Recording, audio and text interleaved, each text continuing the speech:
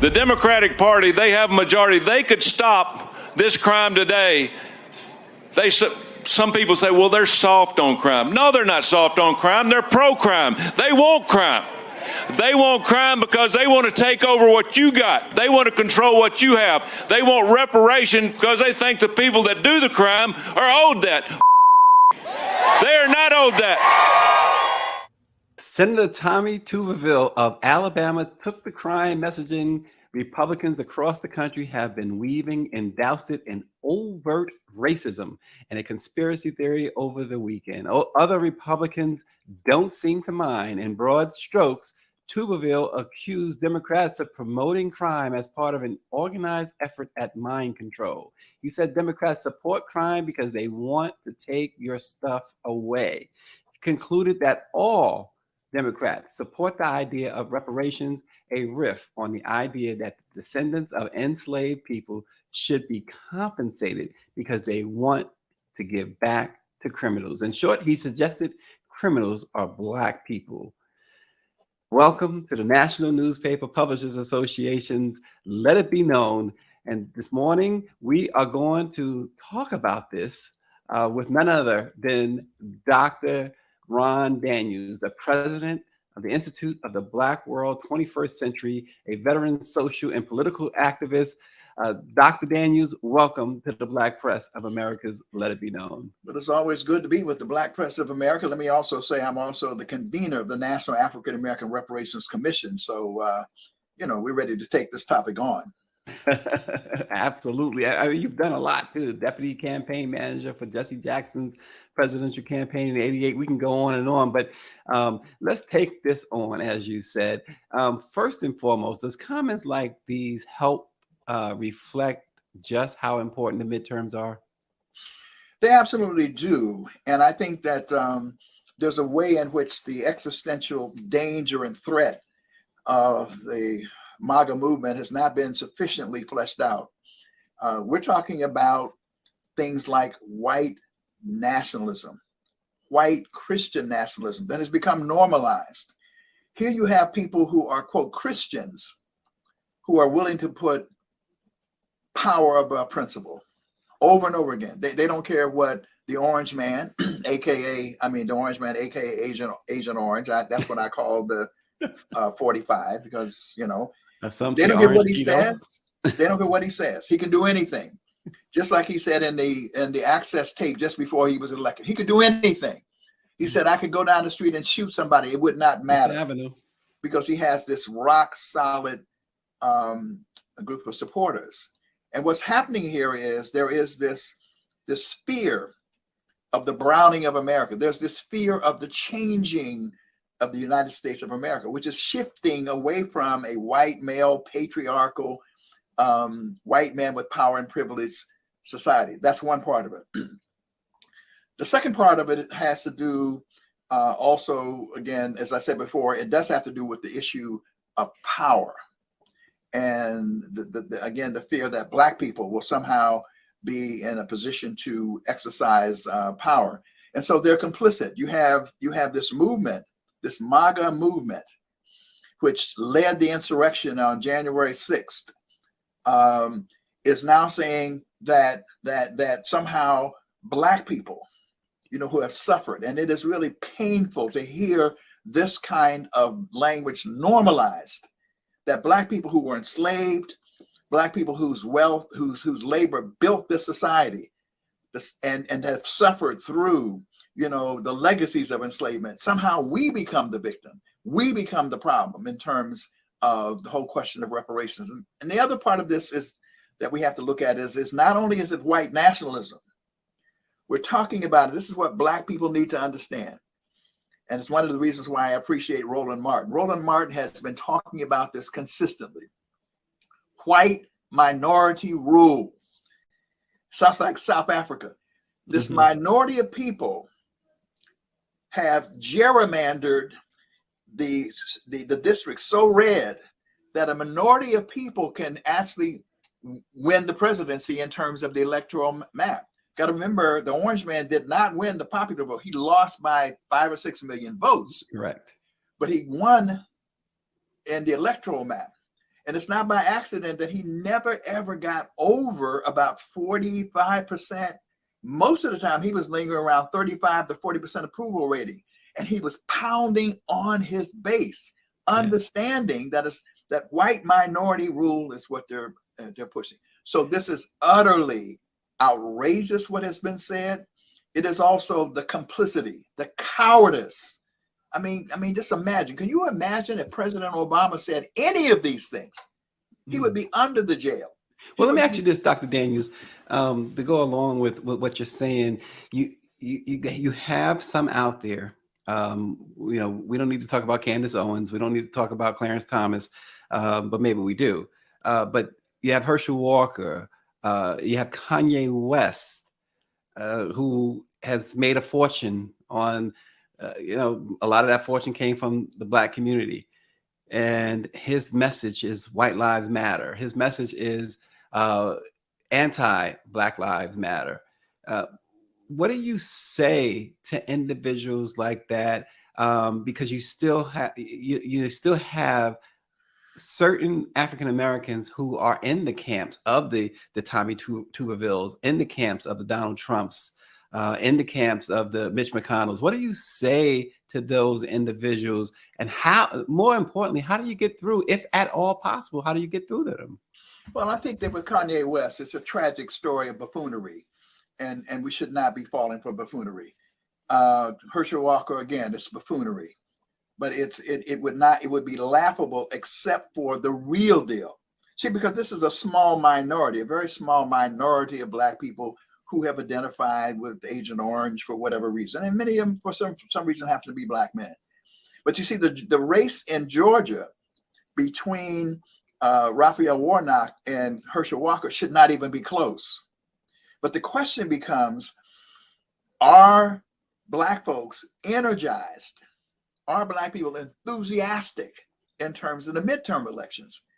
And Keisha Lance Bottoms, the former mayor of Atlanta, raised the issue the other day. She says, I'm concerned about Black enthusiasm. So what my point is, for whatever Tuberville did, sometimes it takes something like that to wake up Black folk. Which is a question. Just how dangerous, just how outrageous it is. But also it requires presidential leadership. Because at this moment, we didn't have any condemnations coming from white Republicans and so forth, because they're cowards. They're complicit. You're not going to get that. They are terrorized by the Orange Man. But what I'm looking for is an Emancipation Proclamation moment. I'm looking for President Biden to step forward. I don't know what he said so far. I've not heard. I have not heard a statement either. Is he capable, though, Dr. Daniels? I want President Biden to step forward. Yeah, Dr. Daniels, to that end, is he capable? Do you believe he's capable? I think he's capable. But we're gonna use this platform as an opportunity to give him an opportunity for what I'm calling the Emancipation Proclamation moment. And I'm borrowing that from Reverend Mark Thompson in relationship to reparations. Because what he should do is he should condemn roundly Tuberville, and he should also condemn those Republicans for refusing to speak up in a moment like this. It's interesting that when on the resignation, the Latino woman who spoke up and did those racist remarks in California, in Los Angeles, yes, the press secretary said that he said they should all resign and so forth. This is all egregious. This is far more egregious. Yeah, they only asking for an apology here. Right. And so so he should condemn it. And then he should say, this is an example, and he has said this, of the struggle for the heart and soul of our nation. And if that is the case, the way to heal this rift in terms of the degradation and the humiliation and marginalization of Black people is in fact to do reparations, to embrace reparations, and indeed to enact the HR 40 commission, which we've been pushing for by executive order. If he were to do that, it would electrify Black America. There would be some white opposition, but it would be far more Black people, far more progressive whites, far more people who are of goodwill, who would rally to this cause. And it would build up the amount of people, particularly young people, who would be ready to march on ballot boxes all across this nation saying, we are going to make sure that the House of Representatives remains secure and the Senate is also, in play in a very positive way. So I think this is a moment of opportunity is the way I want to see it. Am I shocked? I mean, I'm just, it's like, how far will these people go? And it says they will go to no end, which means that we have got to be prepared. We've got to be armed. Whether or not the president speaks out or not, our folks have got to be rallying and organizing our people, because this is an existential threat. But this is a moment where President Biden could step up, and he would be seen. This would be his legacy if he were to enact H.R. 40 by executive order. Well, let it be known that we have continually made it plain that we'd love to have a sit down with the president. He was, before he won election, in fact, a pivotal point in his campaign is when he sat down with the Black press in South Carolina just before receiving the endorsement of Congressman Clyburn, that really catapulted him because at that point in time, his campaign was floundering and it looked like he was going to be out of the race.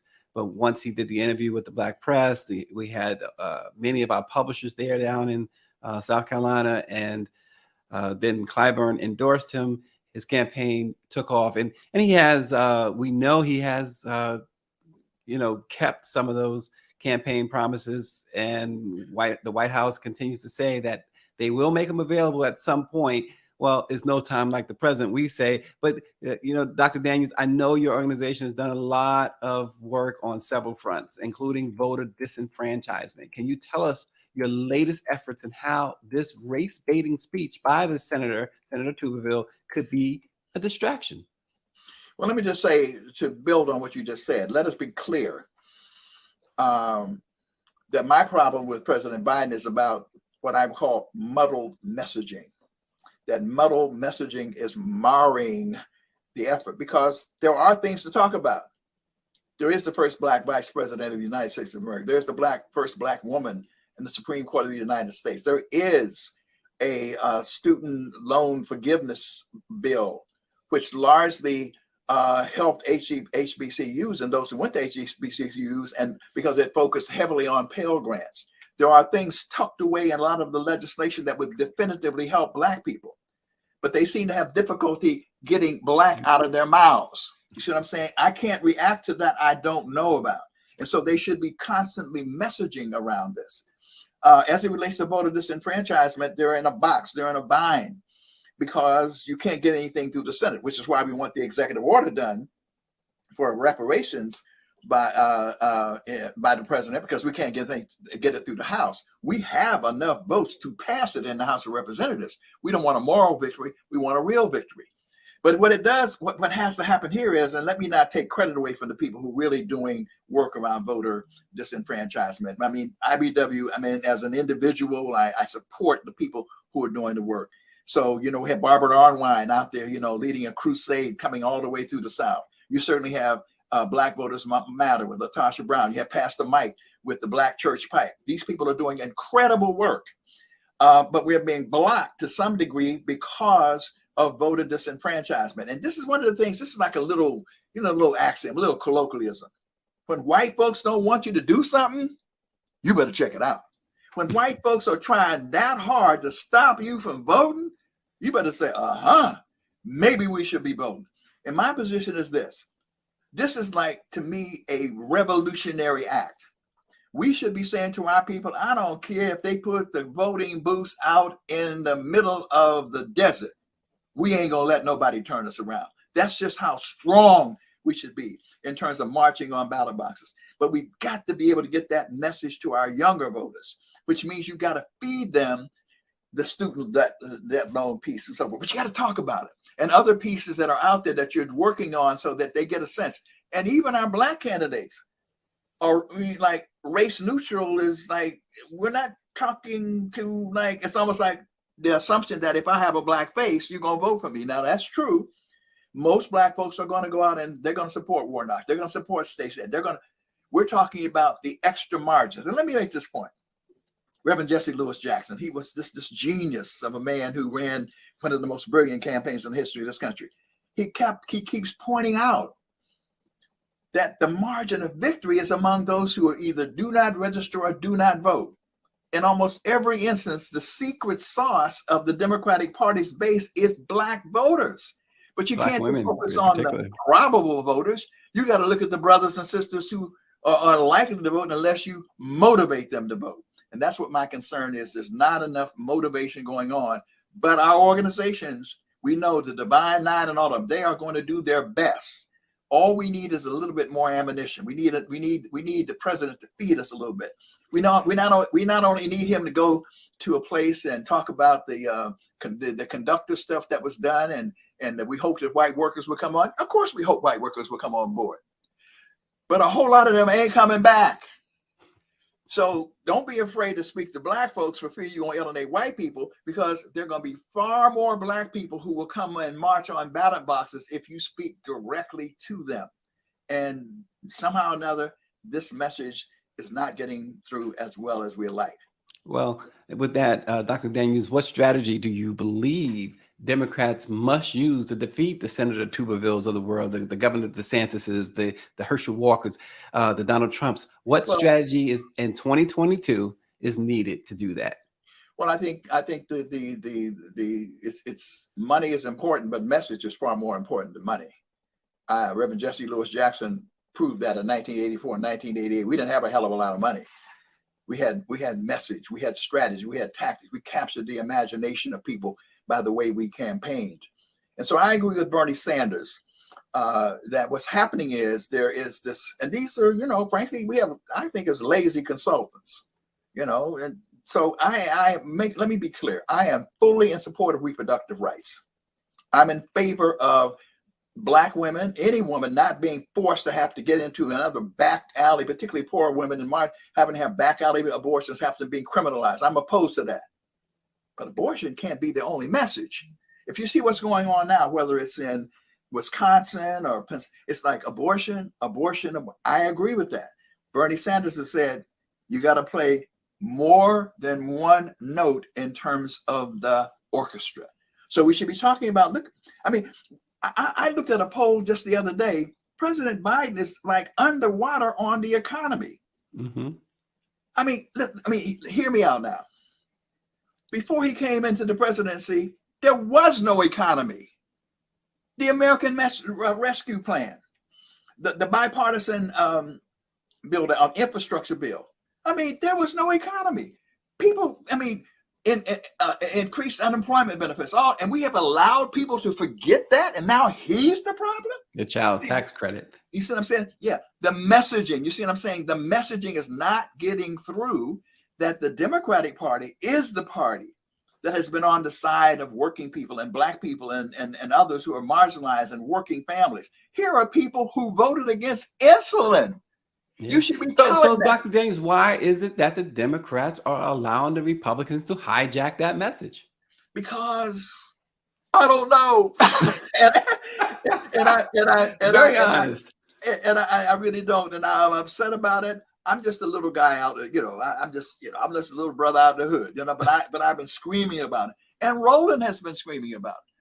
For example, in Ohio, I'm from Ohio, so you got Ryan running in Ohio. He wants to be average Joe working guy. When I call my friends in Youngstown, Ohio, says he say anything to Black people? No, he just assumed the Black people are gonna vote for him. Our guy in Fetterman, good guy, progressive, lieutenant governor in Pennsylvania. They said that they were doing a special on Black voters in Pennsylvania. Now, because of our voter organizations, they know that the Senate's in place, so they're doing the best they can.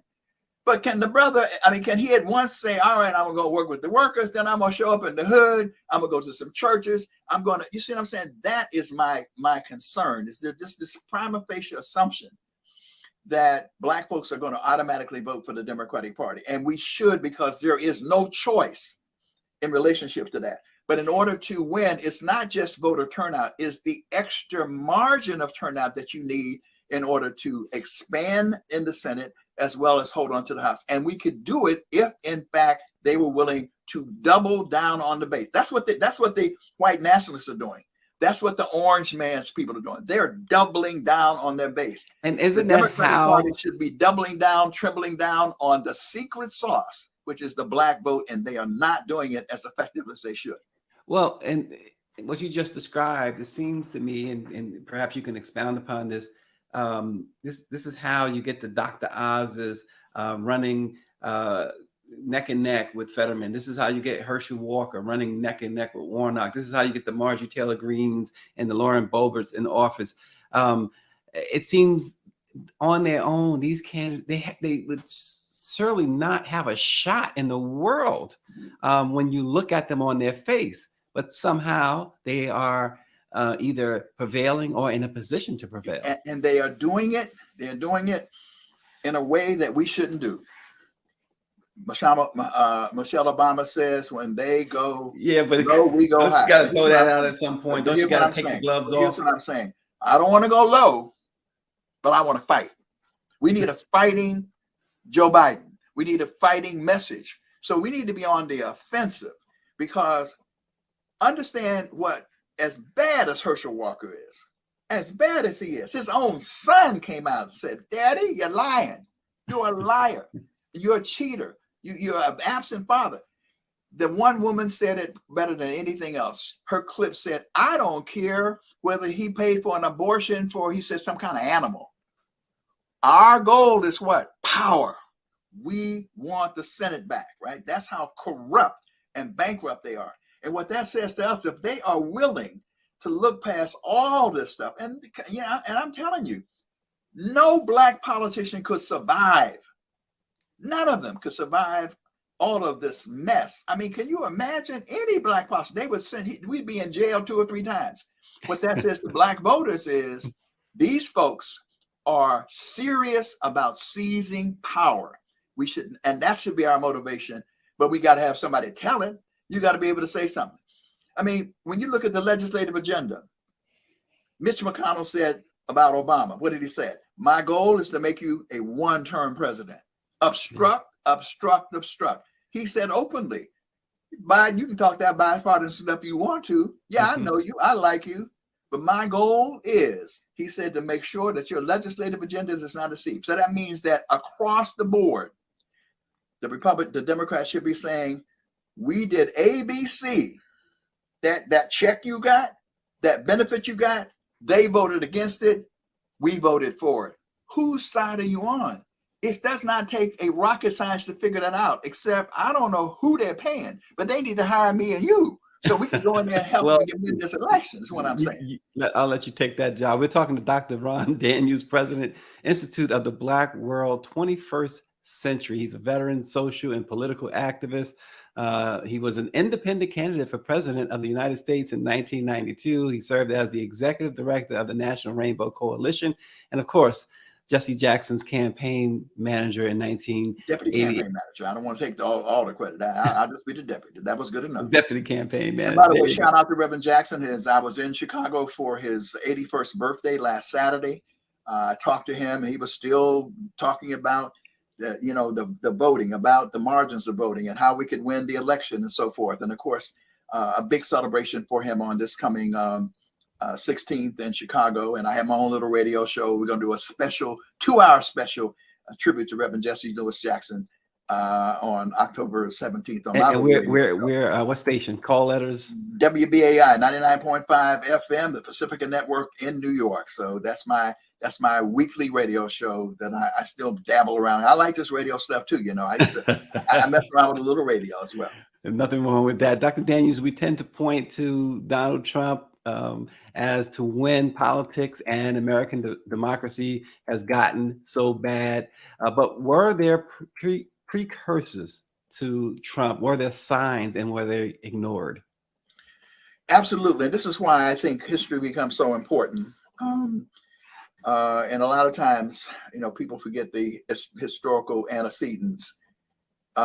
This right wing, this struggle for the heart and soul of America that President Biden talks about, I talk about fulfilling the unfinished American democracy, the struggle for a more perfect union, which Black people are an integral part of.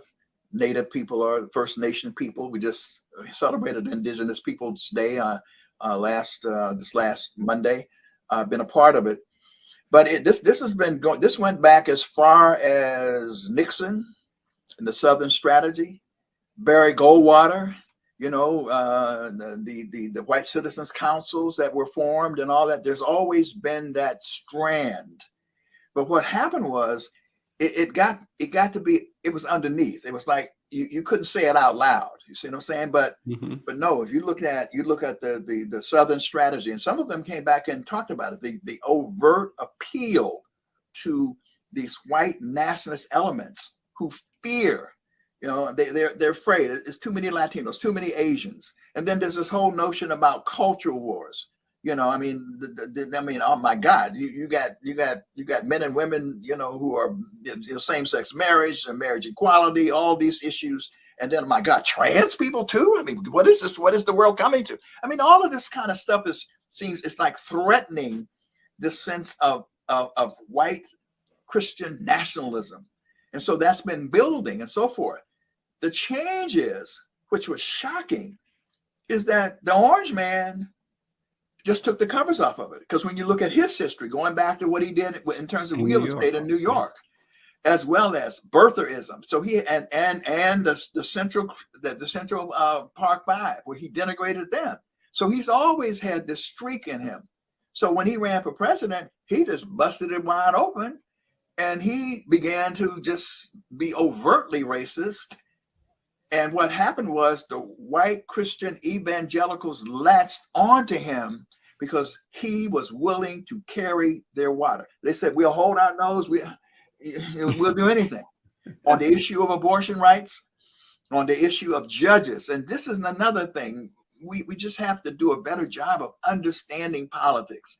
I mean, people talked in the last election about Hillary Clinton, like the words they lost. They signed the crime bill, the Clinton signed the 1994 and all that. Whole lot of black folks did too, by the way. A lot of black politicians signed off on it contextually. Oh, they did. There was the war on drugs. There was terror. I mean, people were frightened. It should not have been done. It's not a perfect process. And so if you have a choice between Hillary Clinton and between Trump, there is no choice. It's not even a lesser evil choice. On all the issues you want to lay out, just lay the issues out in terms of housing, economic development, education, minimum wage, all of those issues Hillary Clinton was far better on. But there was another little issue in there that people didn't pay attention to: the judiciary. The Federalist Society and these Republicans had it on their minds to capture the federal judiciary. Why? Because they understand history. And after the Reconstruction period collapsed, and you had a reaction against black people being in power in 1866 to 1876, and we had more elected officials than any other period than history. The reaction in terms of the Ku Klux Klan and all, they drove us out of power. Plessy versus Ferguson, the Supreme Court was the judicial capstone of that.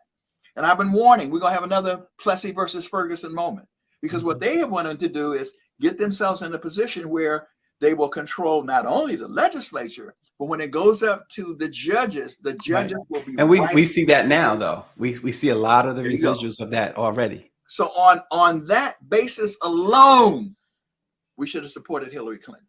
Alone, that would have been enough to support her, because they have and what did Trump did? He delivered how many Supreme Court justices? Is it 3 already? 3. He did 3. Now we got a Supreme Court brilliant sister, Ketanji Brown Jackson Brown. I all kind of get it mixed up. Bad sister, but she's boxed in now because 6-3 majority. Yep. And so all those things matter when we do it, and we need to do a better job of civic education and engaging our people. And that's also important moving forward, because guess what? If I'm going to say win, I'm going to still be optimistic. We're going to win Pennsylvania. We're going to win in Ohio. Mandela Barnes is going to get that Looney Tune Ron Johnson. You got a Looney Tune, right? And this guy is like, so he's a space. Well, it's what I said earlier about the candidates. It seems that they could run anybody. Right. But you see, in Wisconsin, I'm telling you, the margin of victory is in Milwaukee and in Madison. It's in the hood. If there's enough. But let me make a point real quick. So capture the Senate and get 2 extra votes. What does that mean? No longer will Manchin and Sinema be able to block reconciliation. So what does that mean? Is you can pass things, the Voting Rights Act can pass by reconciliation. Then you can also expand the Supreme Court. You can bust the filibuster. You see what I'm saying? That's what's at stake. So we need to win in these various states, and we should absolutely be able to win the Senate. but you got to hold a house, because when we hold a house, that means that you got parties and the question is, both parties in control. Yes, it is better to have even the woman from Wyoming. I'm blanking on her name now on the committee. Because I, my brain will Yeah, slow. she's been defeated. Wyoming. She's on the January 6th committee. Yeah, she is saying this is so bad. She is saying it's so bad. She's a Republican. But she's saying this is so bad, she will even vote for some Democrats. Right. Because she said democracy itself is at stake. And so we need to see that urgency. And again, I go back to something very basic. When white folks don't want you to do something, you better check it out. So, Dr. Daniels, we are running out of time, but let me ask you, I got a couple of quick ones for you. You talk about the black vote, black people being disenfranchised. Also, when the party wins, black people rightfully, they take the credit, especially black women. When the Democrats lose, they take the blame. There's a lot more on black voters, it seems, than there are on anybody else. Can you just briefly talk about that a little bit? Yeah, well, I mean, to me, you're right. There is a lot of onus. It's not that necessarily. I mean, we ain't got to worry about taking the blame because we got voter suppression. I mean, these people are coming at us left, right. I mean, all these laws, all of that tells us that lets you know where the real base is. So on the affirmative side, what we need is what Reverend Jesse Lewis Jackson talked about. We need a rainbow movement. Anchoring that rainbow movement are black voters. And by the way, the biggest political party in America today is not Democrats, it's not Republicans, it's non-voters. People don't understand that either. Those who vote will, if you can exercise power disproportionate to your numbers. Even in the last election, it was like, maybe like 60% of the total American electorate turned out to vote. They laugh at that in Canada. They laugh at that in Europe. That means millions and millions and millions of people didn't vote, which means if you organize yourself to vote, you have disproportionate power. So my optimistic close is that we the Tubervilles of the world, these Looney Tunes that are out there, they're dangerous, right? But the way to react to them is to not just get angry. It is to get organized. It is therefore to move forward, to march on ballot boxes. And in this moment in particular, when Tuberville has just insulted black people, but he has insulted all people of goodwill, it is time for President Biden to have his emancipation moment and to enact the H.R. 40 Commission by executive order. And a whole lot of black folks who maybe would not have voted will march on ballot boxes to hold the House and hold the Senate. Well, by the way, the name that kept escaping you and I, Dr. Daniels, was Liz Cheney. Liz Cheney, yeah, I mean, no, Liz Cheney, of course. Dr. Ron Daniels, the president of the Institute of Black World 21st Century. IBW21.org. There you go. IBW21.org, IBW21.org. Well, hang on as we sign off, Dr. Daniels. And thank you so much, everyone, for tuning in to Let It Be Known, the flagship program of the Black Press of America.